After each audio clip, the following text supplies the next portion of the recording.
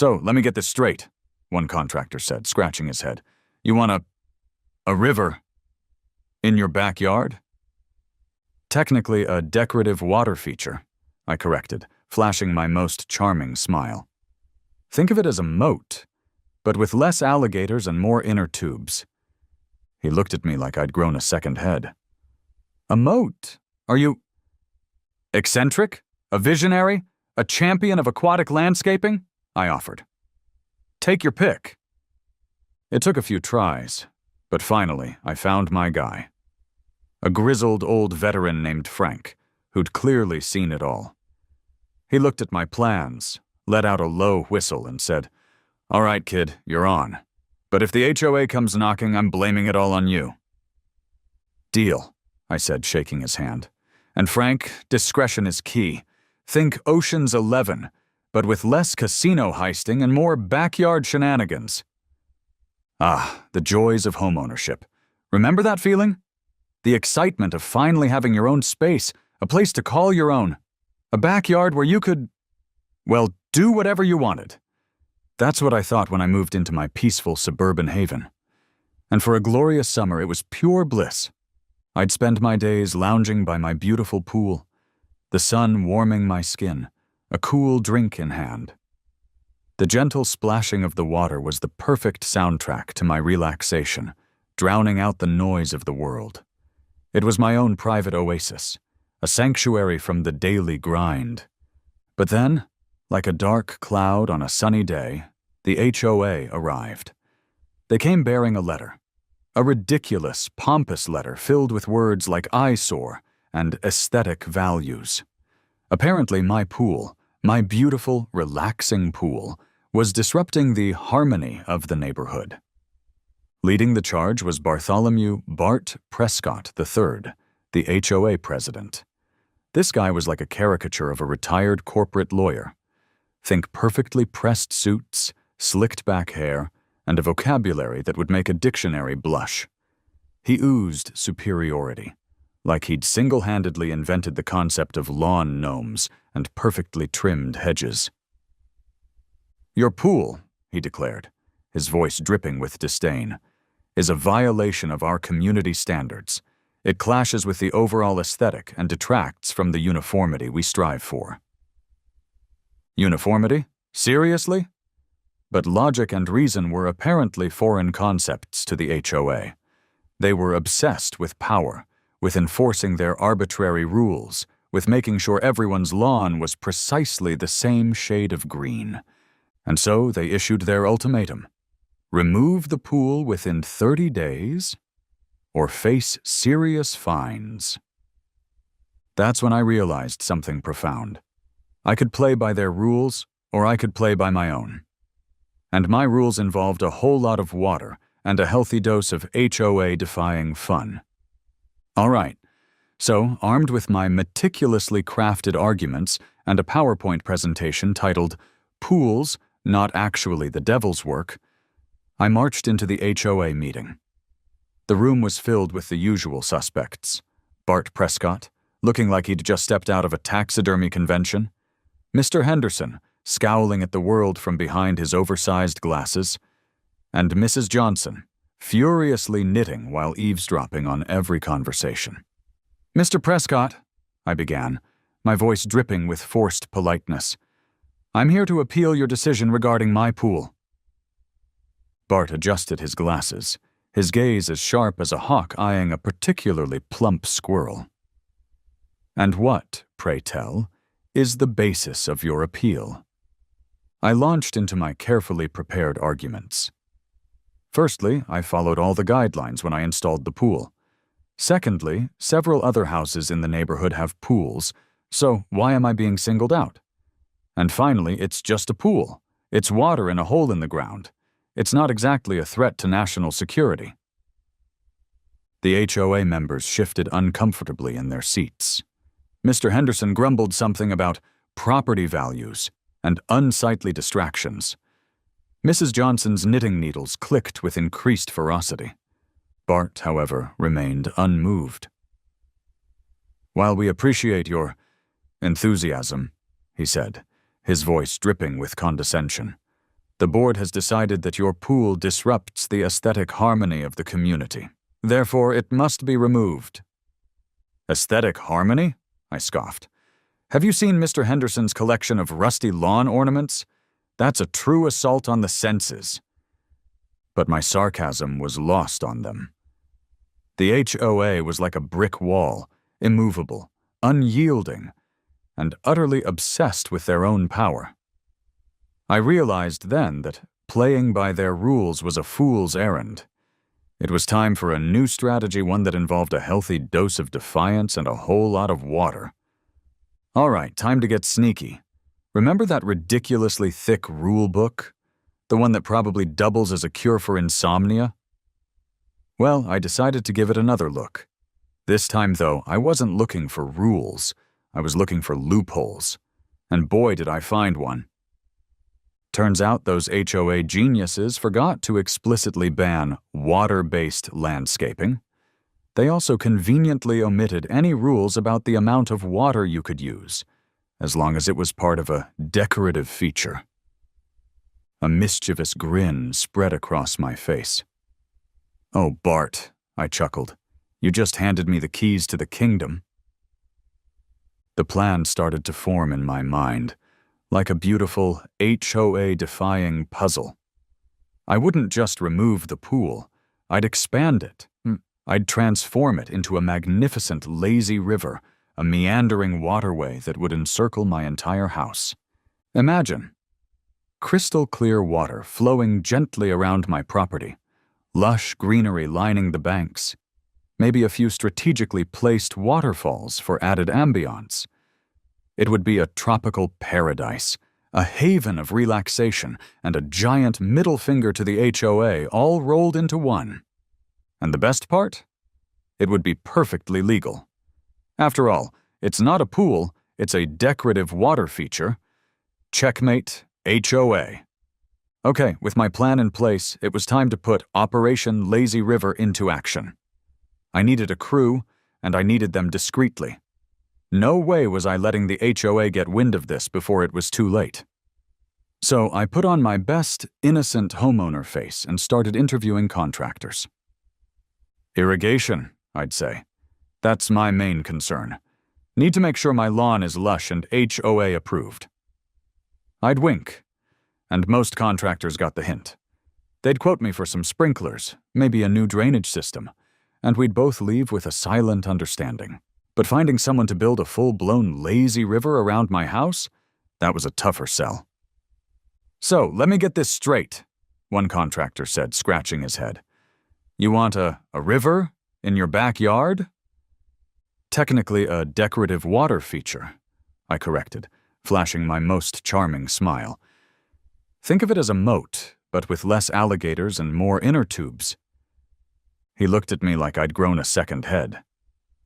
"A moat?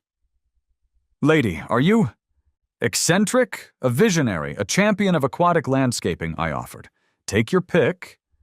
It took a few tries, but finally I found my guy. A grizzled old veteran named Frank, who'd clearly seen it all. He looked at my plans, let out a low whistle, and said, "All right, kid, you're on. But if the HOA comes knocking, I'm blaming it all on you." "Deal," I said, shaking his hand.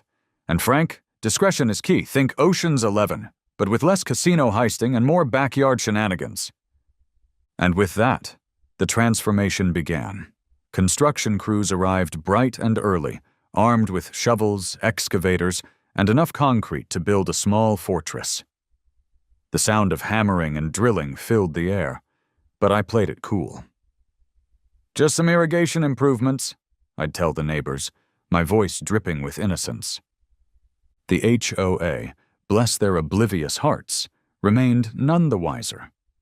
They were too busy measuring lawn gnome heights and debating the acceptable shade of beige for mailboxes to notice the massive earthworks happening in my backyard. Day by day, my vision came to life. The pool, once a solitary oasis, was now the starting point of a meandering waterway. It curved around the house, disappearing behind strategically placed palm trees and re-emerging with a gentle waterfall. Underwater lights shimmered, casting an ethereal glow on the water. Koi fish, imported from Japan, swam lazily in a newly built pond. It was absurd, it was over the top, and it was absolutely glorious. My backyard was no longer just a backyard. It was a water wonderland, a testament to my defiance and a giant screw you to the HOA. And the best part? They were completely clueless. Until, of course, they weren't. All right, the moment had arrived. Weeks of clandestine construction, mountains of dirt, and enough concrete to build a small city. It all culminated in this. The grand unveiling of my backyard paradise, my masterpiece of HOA defiance, my lazy river fortress. I invited a few close friends and neighbors over for the inaugural voyage. They arrived, eyes wide with anticipation, ready to witness the madness that had unfolded behind my once ordinary fence. "Welcome," I announced, gesturing grandly towards the backyard, "to my humble abode, now featuring the ultimate aquatic escape." And with that, I swung open the gate, revealing the transformed landscape. Gasps of awe and delighted laughter filled the air. The lazy river, a shimmering ribbon of crystal-clear water, snaked its way around the property. Lush tropical plants lined the banks, their vibrant colors creating a sense of exotic escape. The gentle gurgle of the water mingled with the sound of bird song, creating a symphony of relaxation. Strategically placed waterfalls cascaded over moss-covered rocks, adding a touch of drama and a soothing white noise soundtrack. Underwater lights, shimmering like 1,000 tiny stars, illuminated the depths of the river, creating an ethereal glow. My friends and neighbors were speechless. They wandered along the stone pathways, their fingers trailing in the cool water. They marveled at the koi pond, where brightly colored fish darted amongst the lily pads. They plopped onto inflatable tubes and drifted along the lazy river, their faces etched with wonder. "This is incredible," exclaimed one neighbor, her eyes wide with disbelief. "It's like a 5-star resort, but without the overpriced cocktails and the screaming kids." "I can't believe you pulled this off," said another, shaking his head in admiration. "The HOA must be losing their minds." Speaking of the HOA. Oh, they lost their minds all right. It wasn't long before Bart Prescott and his cronies arrived, their faces a mixture of outrage and bewilderment. They stomped through my backyard, their voices echoing with indignation. This is an outrage," sputtered Bart, his face turning an interesting shade of puce. "This is a blatant disregard for community standards. This is wet." I raised an eyebrow. "Wet? Yes, Bart, it is wet. It's a water feature, that's kind of the point." But the rules," he protested, waving his HOA rulebook like a weapon. "You can't just build a river in your backyard." "Actually," I said, pulling out my own copy of the rulebook, "there's nothing in here that says I can't. It's all perfectly legal, Bart. You see, it's not a pool, it's a decorative water feature. And as for the amount of water, well, let's just say I'm a big fan of hydration." The HOA members sputtered and fumed, but their protests were drowned out by the sound of laughter and splashing. The neighbors, once hesitant, were now fully on board with my backyard paradise. They were floating, swimming, and generally having a grand old time. The contrast was stark. On one side, the HOA, fuming and powerless. On the other, a community united in their enjoyment of my creation. It was a beautiful sight, a testament to the power of defiance and the enduring appeal of a good lazy river. And as I watched the HOA stomp off, defeated and drenched, thanks to a strategically placed sprinkler, I couldn't help but smile. This was just the beginning. The lazy river revolution had begun. My backyard, once a quiet haven of suburban normalcy, is now the hottest spot in town. News of my lazy river spread like wildfire, and suddenly, I was the most popular person in the neighborhood. Kids, with their boundless energy and insatiable thirst for fun, were practically lining up at my gate. Parents, desperate for a break from the monotony of summer vacation, were offering me baked goods and babysitting services in exchange for a few hours of aquatic bliss. Even those grumpy teenagers, who usually wouldn't be caught dead outside without their phones, were ditching their screens and embracing the joys of floating aimlessly in a giant inflatable donut. The atmosphere was pure magic. Laughter echoed through the air as kids splashed and played. Parents chatted and relaxed, sipping iced tea and soaking up the sun. And those teenagers?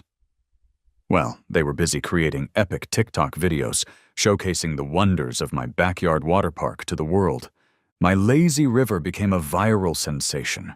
People were sharing videos, tagging their friends, and planning pilgrimages from all corners of the city.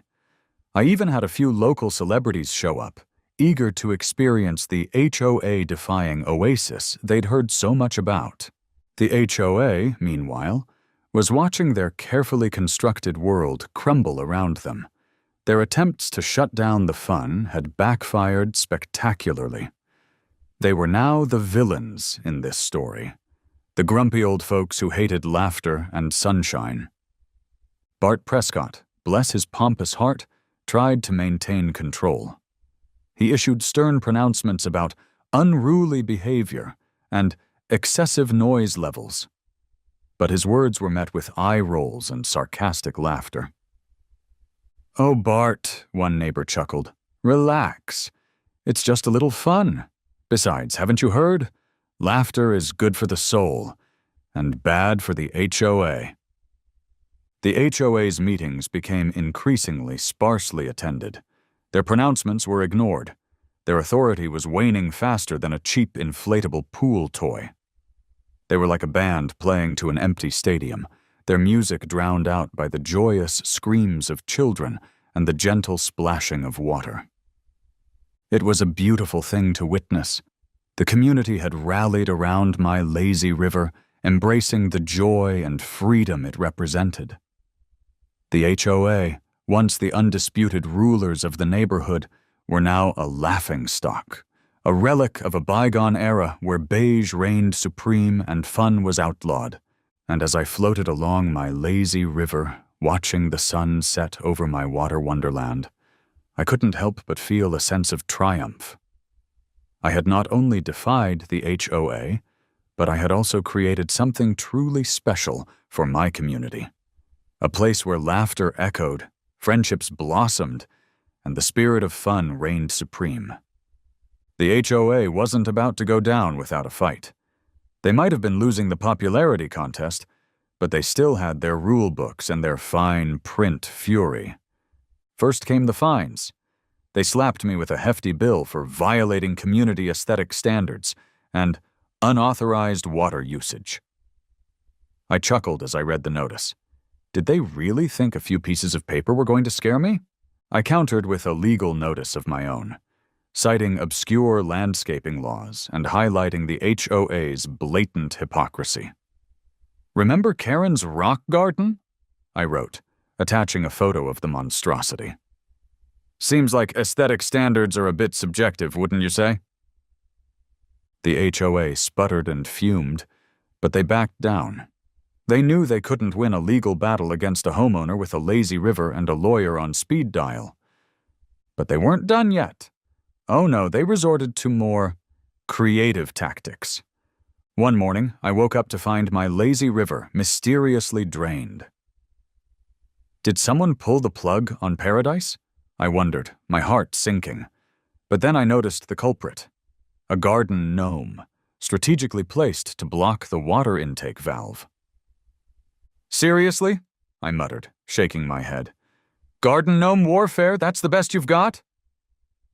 The neighborhood, however, was having none of it. A group of kids, armed with water balloons and super soakers, launched a counteroffensive against the HOA's gnome army. Mr. Henderson's prized flamingo collection mysteriously disappeared. Rumor has it they were last seen floating down the lazy river. And Mrs. Johnson, the gossip queen, started spreading rumors about the HOA's nefarious plot to destroy community fun. The HOA's attempts at sabotage backfired spectacularly. They were now seen as not just killjoys, but also as petty vandals. Their support dwindled faster than a melting ice cream cone on a hot summer day. But they were getting desperate. They held another emergency meeting, this time with a new strategy. Declare the lazy river a hazard. It's a drowning risk, they claimed. It's a breeding ground for mosquitoes. It's attracting pirates. Okay, maybe not that last one, but they were getting pretty creative with their excuses.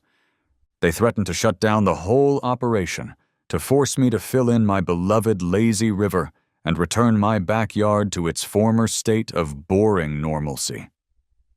But just when I thought all hope was lost, a miracle happened. A celebrity miracle. I'm chilling in my backyard, soaking up the sun and the sweet satisfaction of HOA defiance, when a moving truck pulls up next door. New neighbors, I think. Hope they're not HOA cronies. But then, out steps the local celebrity. You know, the one whose face is plastered on billboards and whose name is always in the gossip columns. The one with the perfect smile, the perfect hair, and the perfect life. They wave, I wave back, and then it happens. The celebrity with a twinkle in their eye and a mischievous grin approaches the fence. I love what you've done with the place, they say, gesturing towards my glorious lazy river. Always wanted one of those myself. Mind if I take a closer look? Mind? Are you kidding me? I practically roll out the red carpet, or, the welcome mat. I give them the grand tour, explaining the finer points of lazy river construction and HOA defiance. The celebrity is enthralled. This is amazing, they exclaim. I need one of these in my life. Think your contractor is available? Now, I'm not one to gossip, but word travels fast in suburbia, and when word reached the HOA that a celebrity was not only admiring my lazy river, but also planning to build their own, well, let's just say it caused a major meltdown. Bart Prescott, bless his power-hungry heart, went into full damage control mode. He called an emergency HOA meeting, but this time the agenda was a little different. We need to embrace this trend, he stammered, his face pale. We need to show the community that we're not opposed to progress, to innovation, to water. The other HOA members, sensing a shift in the wind, quickly chimed in. Yes, we've always been supporters of aquatic landscaping, declared Mr. Henderson, conveniently forgetting his previous complaints about mosquito infestations and property value depreciation. Indeed, added Mrs. Johnson, her knitting needles clicking furiously, we believe that lazy rivers enhance the aesthetic harmony of our community. And just like that, the HOA did a complete 180. They scrambled to rewrite the rulebook, adding a new section on approved water features. They organized a community lazy river planning committee, inviting me to be the guest of honor. Talk about awkward? They even started wearing Hawaiian shirts to their meetings, in a desperate attempt to appear fun and hip. It was a glorious spectacle of hypocrisy and desperation. The HOA, once the guardians of conformity, were now tripping over themselves to embrace the very thing they had tried to destroy. And as I watched them flounder, I couldn't help but laugh. They had become a parody of themselves, a cautionary tale of what happens when you try to stand in the way of progress. And a good lazy river. So, the HOA's reign of terror officially over. It was like watching a dictator being overthrown by a bunch of people in swimsuits. Poetic justice, some might say. Bart Prescott, the once mighty HOA president, resigned in disgrace. his dreams of a perfectly uniform neighborhood where every lawn was the same shade of green and every mailbox adhered to strict regulations, were shattered. I heard he moved to a gated community where the only water feature allowed was a bird bath. With Bart out of the picture, a new HOA board emerged. These folks were a little more reasonable. They understood that maybe, just maybe, a little bit of fun wasn't the end of the world. They even admitted that my lazy river wasn't so bad after all.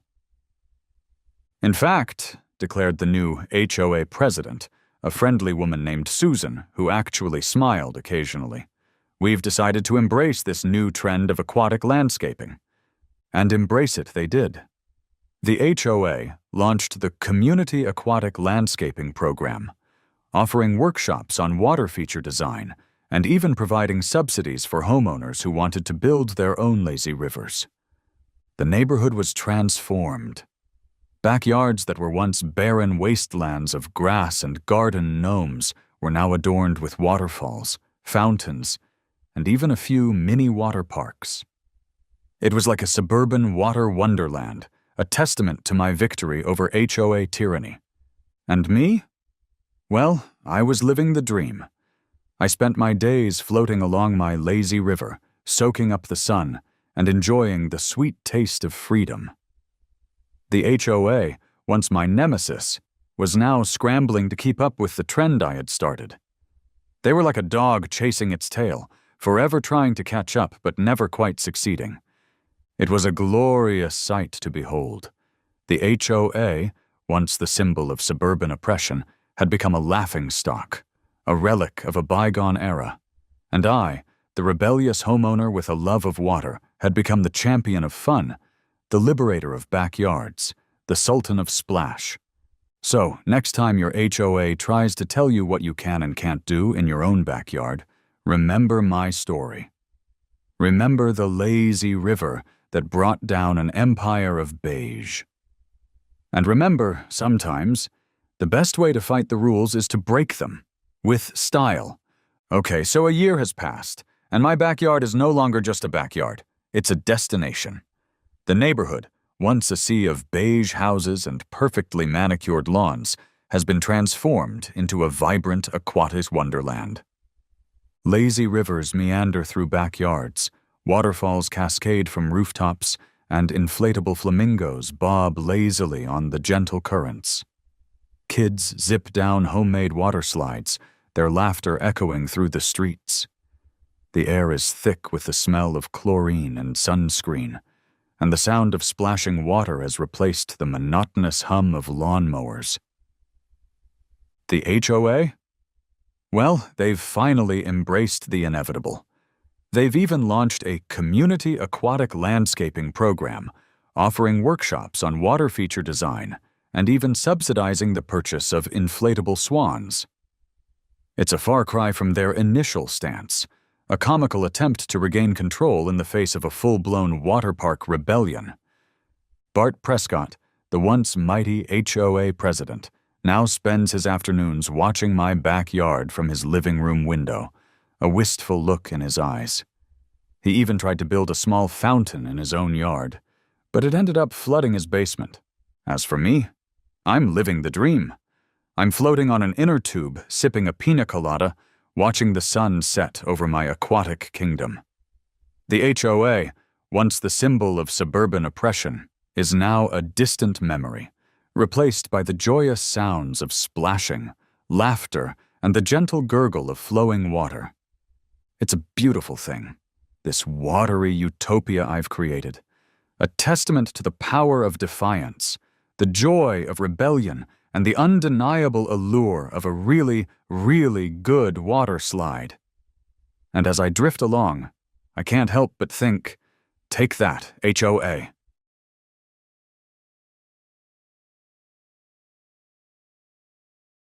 Fill it in, she demanded. Return your backyard to its former glory of grass. I watched her storm off, then closed the door with a satisfied smirk. Fill it in? I scoffed, tossing the letter on the table. Not a chance, Karen. It was a sweltering summer day. I mean, the kind of day where even your sweat is sweating. I'm sprawled out on my porch, fanning myself with a magazine and daydreaming about the one thing that could make this heat wave bearable. A pool. I'm picturing it now. Crystal clear water, shimmering in the sunlight. Me, lounging on a floaty, sipping a frosty beverage, not a care in the world. Ah, bliss. But then reality bites. Or rather, the HOA bites.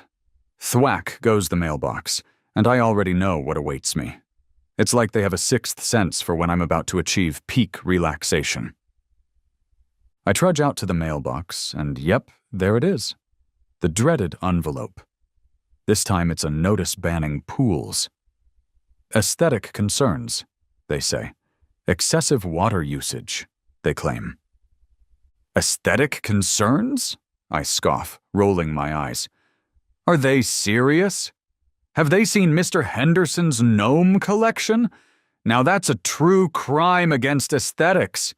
We're talking a whole village of those creepy little guys, staring at you with their beady eyes. I can practically picture Karen, the HOA president, sitting in her air-conditioned living room, smugly sipping iced tea, surrounded by her gnome minions. No pools, she probably decrees, stroking a particularly grotesque gnome with a pointy red hat. They disrupt the delicate balance of beige and boredom that we strive for. Well, Karen, I've got news for you. This pool-loving rebel isn't about to let a little thing like a ban stop him. It's time to get creative. Okay, I'll admit it. At first, I was fuming. I mean, who do they think they are, telling me I can't have a pool? It's my backyard, for crying out loud. But then, as the anger subsided, a different feeling started to bubble up. It was a feeling of determination. And maybe a little bit of mischief. An idea took root, a crazy, audacious, utterly brilliant idea. If they won't let me have a pool, I declared, pacing back and forth like a caged tiger, then I'll just have to make my own. Now, I'm not talking about some inflatable kiddie pool here. No, sir. I'm talking about a real, in-ground, HOA-defying oasis. The kind of pool that would make Karen choke on her chamomile tea. But first, I needed a plan. A cunning, foolproof plan. So I did what any self-respecting rebel would do. I hit the books, or rather, the internet. I spent my evenings hunched over my laptop, scouring websites for pool regulations, building codes, and obscure environmental laws. I even stumbled upon a forum dedicated to HOA defiance, where I found a treasure trove of tips and tricks. My notebook quickly filled with sketches, diagrams, and calculations. My mind raced with possibilities. Would I go for a classic rectangular design? Or maybe a freeform shape with a waterfall? And what about a diving board? The more I researched, the more determined I became. This wasn't just about a pool anymore. It was about taking a stand. It was about proving that I wouldn't be bullied by a bunch of power-hungry HOA members. And let's be honest, it was also about sticking it to Karen. All right, time to put this plan into action. With my blueprints finalized and my tools gathered, I launched Operation Backyard Oasis. My weapon of choice, a trusty shovel, my disguise, a pair of old gardening gloves, and a whistle-while-you-work attitude. Under the cover of darkness, I transformed my backyard into a clandestine excavation site. The soft glow of the moon was my only companion as I plunged my shovel into the earth, each heave a small victory against the HOA's tyranny. The neighbors, bless their nosy hearts, couldn't help but peek through their curtains. Just doing some late-night gardening, I'd call out with a cheerful wave, hoping they wouldn't notice the growing mountain of dirt in my yard. Days turned into nights, and my backyard slowly morphed into a full-blown construction zone. Dirt flew, sweat dripped, and my muscles screamed in protest. But I pushed on, fueled by a potent cocktail of defiance and the dream of poolside margaritas. Of course, it wouldn't be an epic backyard adventure without a few obstacles. Tree roots, thicker than pythons, fought back against my shovel. Buried rocks, seemingly placed there by the HOA gods themselves, tested my patience. And let's not forget the occasional nosy squirrel who seemed determined to sabotage my every move. But I persevered. I dug, I sweated, I cursed the HOA under my breath. And slowly but surely, my dream pool started to take shape. All right, get ready for a twist. I'm digging away one morning, the sun beating down, sweat dripping into my eyes, when suddenly I hear it. A strange gurgling sound, like a giant's stomach rumbling. I pause, my shovel hovering in midair, then whoosh! A rush of warm water floods the hole, swirling around my feet. "What the?" I exclaim, jumping back in surprise. I stare in disbelief as the water level rises, steaming gently in the morning air. I cautiously dip my hand in, and my eyes widen. It's warm. My inner monologue goes into overdrive. This is incredible. I've struck a hot spring. This is even better than a pool. It's a natural spa. Take that, HOA. I can practically hear Karen's shriek of frustration from across the street. "This is not over," she'd probably yell, shaking her fist at the sky. "I will not be defeated by a hot spring." But I'm not listening. I'm too busy envisioning myself soaking in the warm water, surrounded by lush greenery, a smug grin on my face. This is beyond my wildest dreams. It's like the universe itself decided to take my side in this epic battle against the HOA. Forget the pool. This is way better. This is destiny. Okay, so, new plan. Who needs a regular old pool when you've got a bubbling hot spring in your backyard? It's like Mother Nature herself decided to give the HOA the middle finger. And trust me, I wasn't about to look a gift horse, or, a gift hot spring, in the mouth. I scrapped my original pool plans and embraced the unexpected. It was time to turn my backyard into a natural oasis, a haven of relaxation and HOA defiance. Think lush greenery, soothing sounds, and maybe a strategically placed gnome or two. For irony, of course. First things first, landscaping. I wanted to create a tropical paradise, a little slice of Bali right in my own backyard. I hit up the local nursery and loaded up on exotic plants. We're talking ferns, palms, bamboo, the whole 9 yards. I even splurged on a few orchids, because why not? Next up, privacy. I didn't need nosy neighbors peeking in on my hot spring escapades, so I erected bamboo screens around the perimeter, creating a secluded sanctuary. It was like my own private spa, hidden away from the prying eyes of the HOA. And for the finishing touch, ambiance. I strung up fairy lights, hung lanterns from the trees, and added a few strategically placed tiki torches. At night, the whole place glowed with a warm, inviting light. It was like something out of a travel magazine, but with, less ridiculously priced cocktails. I christened it my naturally occurring thermal pool, a name that was both technically accurate and delightfully smug. It was a haven of relaxation, a sanctuary from the HOA's tyranny, and a constant reminder that sometimes the best things in life are unexpected. And you know what the best part was? It was completely legal. Mother Nature, it seemed, was on my side. The HOA could ban all the man-made pools they wanted, but they couldn't touch my naturally occurring hot spring. Take that, Karen! Okay, you know what they say. Where there's a hot spring, there's a way for the HOA to try and ruin it. And wouldn't you know it, those vultures caught wind of my little oasis. It all started with a knock on the door. I opened it to find Karen, our HOA queen bee, standing there with a face like a thundercloud. "I knew it!" she practically shrieked, pointing a manicured finger at my backyard. "You've been digging. And what is that steaming monstrosity?" I tried to play it cool. "Oh, this?" I said, gesturing casually towards my hot spring paradise. "It's just a naturally occurring thermal pool. A gift from Mother Nature."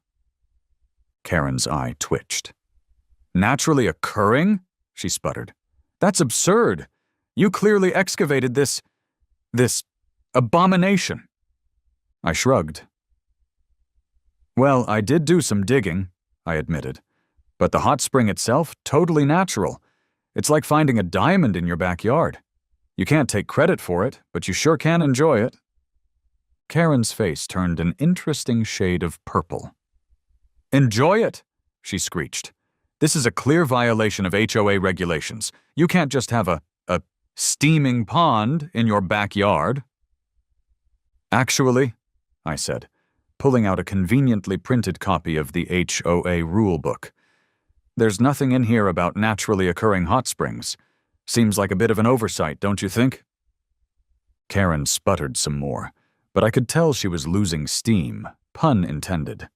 She huffed, she puffed, and then she slapped a cease and desist letter into my hand. "Fill it in," she demanded. "Return your backyard to its former glory of grass." I watched her storm off, then closed the door with a satisfied smirk. "Fill it in?" I scoffed, tossing the letter on the table. "Not a chance, Karen." But hey, I'm not one to ignore legal documents, mostly, so I did what any reasonable person in my situation would do. I wrote a polite but firm response, citing my rights to utilize naturally occurring resources on my property. I even threw in a few quotes from obscure environmental laws, just for good measure. And then, just for kicks, I hired an environmental lawyer. You know, just in case Karen decided to escalate things. It's always good to have a legal eagle on your side, especially when you're dealing with an HOA that's as stubborn as a mule with a head cold. Bring on the legal battle, Karen. I'm ready for round 2. All right, buckle up, because things are about to get legal. See, I wasn't just messing around with that naturally occurring bit. I'd done my homework, folks. And by homework, I mean some serious deep dives into the murky depths of environmental law. Turns out, there's this obscure clause about protecting naturally occurring hot springs, something about preserving natural resources and promoting ecotourism. Bingo! I knew I'd struck gold, and I'm not just talking about the geothermal kind. With the fervor of a lawyer on a caffeine high, I whipped up an application to have my hot spring officially recognized as a protected local landmark. I filled it out with meticulous detail, highlighting the ecological significance of my backyard oasis. Okay, maybe I embellished a bit, but hey, it's for a good cause. I even included a few photos of adorable squirrels frolicking near the steaming water, just for good measure. Then, I hit submit, and waited. And waited. And waited some more. Finally, the glorious day arrived. An email landed in my inbox with the subject line, "Congratulations." I practically ripped my laptop in half trying to open it. My hot spring, my beloved oasis of defiance, had been officially designated a protected local landmark. The city council, it seemed, was eager to promote ecotourism and saw my backyard as a golden opportunity. Pun intended again. I imagined the scene at the HOA meeting when Karen broke the news. The city council," she'd stammer, her face pale. They approved it. They called it a unique geothermal gem and a testament to the harmonious coexistence of nature and suburban living." Cue the dramatic fainting couch moment. The HOA was flabbergasted. Their attempts to shut down my pool had backfired spectacularly. Not only was my hot spring here to stay, but it was now a celebrated local landmark. And guess who was responsible for maintaining it? That's right, the HOA. Karma, it seems, is best served bubbling hot. Okay, so remember that obscure clause about ecotourism? Well, the city took it and ran with it. They saw the potential of my little hot spring and decided to go all out. Construction crews descended upon my backyard, transforming it into a legitimate community attraction. They built changing rooms, complete with showers and lockers. They installed a charming little snack bar, serving up healthy snacks and refreshing drinks. They even added a paved walkway and some benches for those who wanted to simply relax and enjoy the ambiance. And the best part? The HOA was footing the bill. After all, it was their responsibility to maintain this protected local landmark. I could practically hear Karen's teeth grinding from across the street. The grand opening was a huge success. People flocked from all over to experience the Hidden Gem Hot Spring, as it was now officially called. There were families with kids splashing around, couples enjoying a romantic soak, and even a group of senior citizens doing water aerobics. It was quite a sight. The snack bar was doing a brisk business, selling out of smoothies and veggie wraps. And the HOA? Well, they were busy cleaning up towels, emptying trash cans, and generally trying to keep up with the influx of visitors. As for me, I was living the dream. I had my own personal spa, steps away from my back door. I spent my days soaking in the warm water, reading books, and occasionally sipping a mimosa, because, hey, I deserved it. The sweet taste of victory mingled with the warm, soothing water, creating a truly blissful experience. I had not only defied the HOA, but I had also created something amazing for the community. And all it took was a little digging, a lot of determination, and a healthy dose of luck. So, next time your HOA tries to tell you what you can and can't do in your own backyard, remember my story. Remember the hot spring that brought down an empire of beige. And remember, sometimes, the best way to fight the rules is to break them with style.